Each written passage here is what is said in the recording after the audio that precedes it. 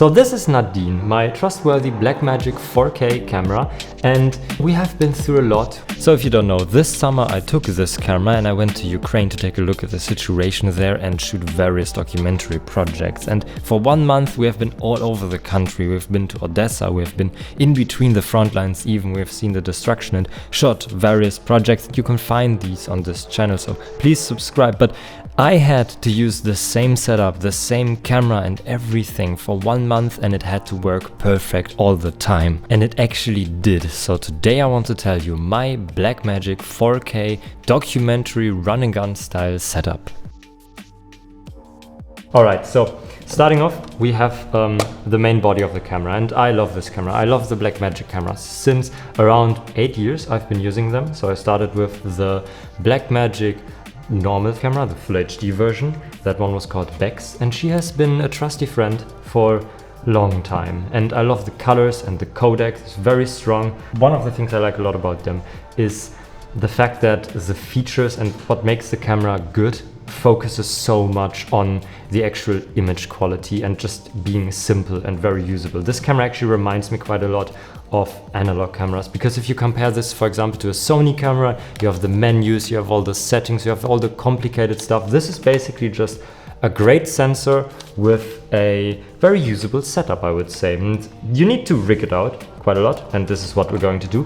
But taken just as that, it's a great camera, and the codec is very, very strong. So this is the 4K version now, and well, it has 4K, which I have not used in Ukraine for some reasons, mainly because of the lens that I was using.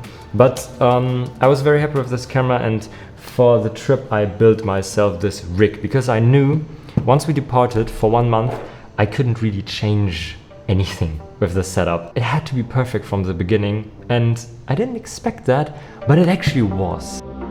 Last month we went on an extensive journey all over Ukraine, which led us among other places to Odessa, where Russia had just bombed the Transfiguration Cathedral. On the 23rd of July they sent 19 rockets which killed 22 people, none of them in the church, but they destroyed the symbol of the city's Christianity. This is inside Odessa's bombed cathedral.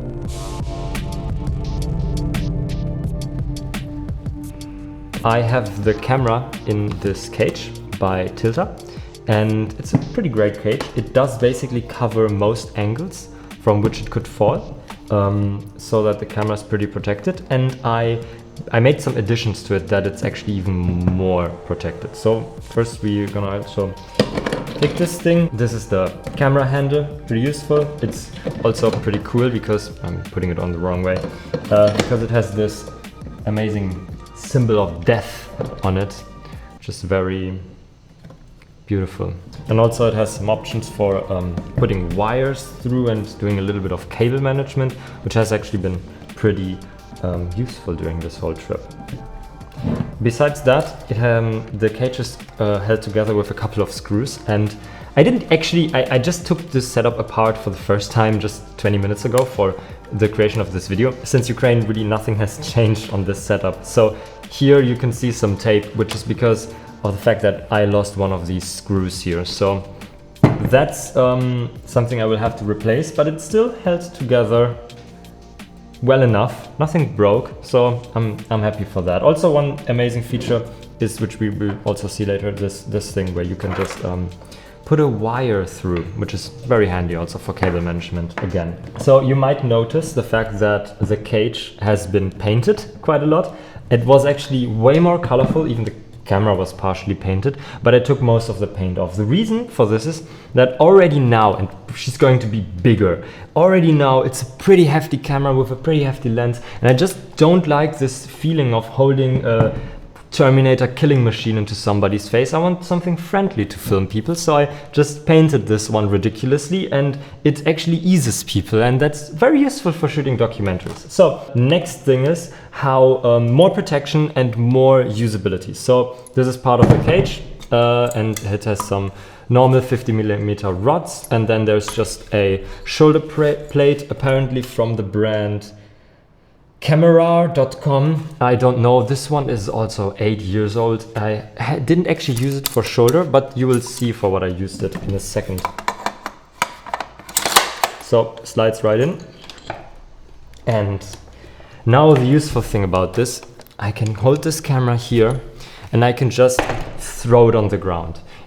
These here, there's no lens support, because actually this lens doesn't really need it that much, because it's a lens that is made to be used like this. It's made for 60mm. So these are not for lens support, but they're just for the fact that I can just throw the camera on the ground and just don't worry about it. None of the sensitive parts are going to be damaged if I do so, and that was very useful because I had to throw this camera in the dirt, roads and all kinds of filthy situations, and this has elevated a little bit from the filth that lay below.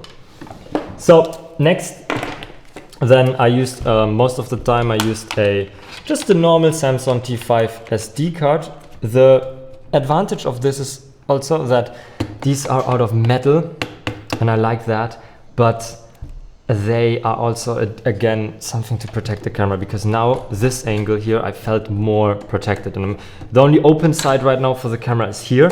I wanted the camera to be really robust, so that something could come from basically any angle and not possibly damage the camera. So now we have this angle covered, and then there's this thing which I think came with the cage, this cable, and you can actually screw it in, which is super useful. I'm just holding it completely the wrong way. Yep, goes in here. Jetzt haben wir Sonnenschein. So this is great, because now the cable here is very secure and it's out of the way, so this is reasonably compact. Now, next thing, and one of the more annoying things, is power. And we all know that power is the ultimate aphrodisiac. One thing that is incredibly amazing on this setup, which has always worked until apparently just right now. Wait, where the f is? Wo ist mein Allen key? Allen! So one amazing feature of this cage, which I definitely didn't just lose and I was looking for like 10 minutes, is the fact that it has an Allen key. Many cages have that today, but it's just amazing, and I would never ever use a cage without that. So I can hide the key here and have it ready anytime. So next thing we do is here, take this thing, which is very useful, put it on the side of the camera. Yeah.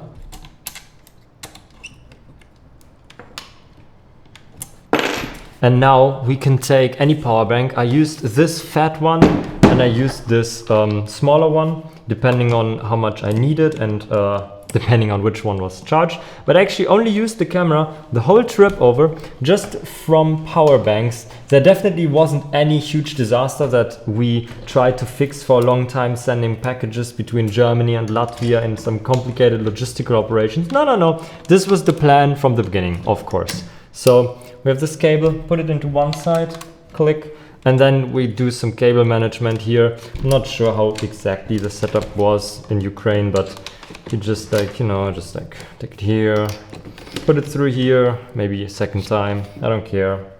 And now the camera is hooked up to power, which, well, in this case, in this case, the power bank is not charged. But now we have ultimate power.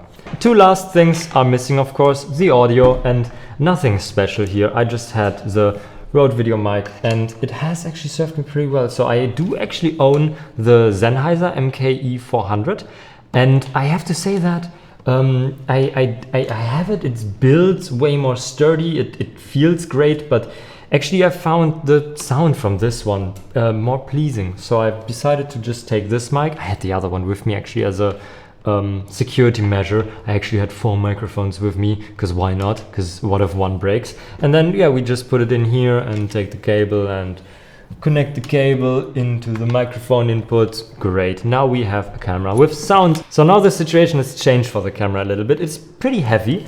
It could be heavier for certain types of shots, like holding it very still would be useful to have maybe a little bit more weight even, but I like it because the thing that is great is the weight distribution. So we have this thing on the bottom, we have a little bit on top, we have this in the front, we have this in the back, we have this on the side and this side. Actually, it's a very pleasing way of spreading the weight for this setup. And I was able to make some pretty steady shots with just the zoom and this, well, setup. I have multiple different ways of how I can use it. I can put this against my chest, I can put this against my knee. This setup now allows me to, in many different scenarios, have a way of stabilizing the cameras, whether I was laying on the ground on my back looking up, or if I was in a ducked position, or we were hiding somewhere. In every position, this camera actually in this setup was pretty reliable, so that worked great. I can change this one a little bit, and that makes a big difference. If I want the camera close to me, a little bit like this. The only thing missing, the biggest thing missing, which I would love to have for the next trip, would be a video monitor. That would be amazing. For right now, without a monitor, this is a pretty good setup. Now we come to the queen of the setup, and I think maybe I'm gonna also make a separate video about this. So also subscribe to the channel, please do, because it's ridiculous if you watch just this video and do not subscribe to the channel, okay? So this lens is an Ingenieur, it's a French lens. It's a 12 to 120 millimeter lens. That's a ridiculous range with a f2.2 aperture the whole way through. So you have from 12 to 120. I did not use this camera in the full sensor mode of this camera. I had to put it into 2.5K RAW because this lens is made for 60 millimeter cameras, and the MFT sensor of this camera is slightly bigger. So in RAW, the sensor actually automatically crops, and then I had the situation where I could shoot with this lens and have the full range of it while not having 4K RAW, which is a huge amount of data, but 2.5K RAW, which was just perfectly adequate for the whole trip. So that was a very nice connection between the camera and the lens. It's just made for each other. And then one thing about this lens which is amazing, and I hope you can maybe see this, but you can just so gently turn all the wheels. Right now I'm on the zoom, and it's just so smooth. So when you have this on a tripod, or you don't, or you're just doing the focus, or you're doing the aperture, well, the aperture is not super smooth, but it's the aperture, it doesn't matter. But the focus and the zoom are just so smooth. The reason why I'm such a big fan of this lens is actually you could take the money on this lens, and it costs a couple of $100. So you could take that money and buy a contemporary lens. Then you get like a medium low end lens. Or you can take the same money and buy a high end, best of its time lens from the 60s. This one is from the 60s. Here I get not something low end, I get the creme de la creme from the 60s. The best these engineers could do at the time, so we get the best materials, the best manufacturing and optical design and everything. And this lens is thus just incredibly beautiful, very useful, huge range. I only switched lens once, which was in Nikopol when we ran into some ants, which is a very important part of the documentary that I'm working on right now. It's very vital that we did shoot these ants, and for that situation I switched to a macro lens. But everything else, I took 6 lenses with me, 6, and I never ever switched. I just left this one on because I didn't have to. I could zoom out, could zoom in. It goes from like 35 millimeters to 350 millimeters, so that's an incredible range. I love this lens and I love this setup. We're going to take this setup again to Ukraine in about 2 weeks. So I do have a Patreon now. You can support me there. I don't have any followers right now yet, but you can be special and be the first one. I'm not super good with pitching this, but I need the support and it would be great. Thank you. Also, see you in the next video. This is some totally legitimate journalism filmmaking here that you can get on the channel. So subscribe. See you in the next one. Au revoir and Slava Ukraini.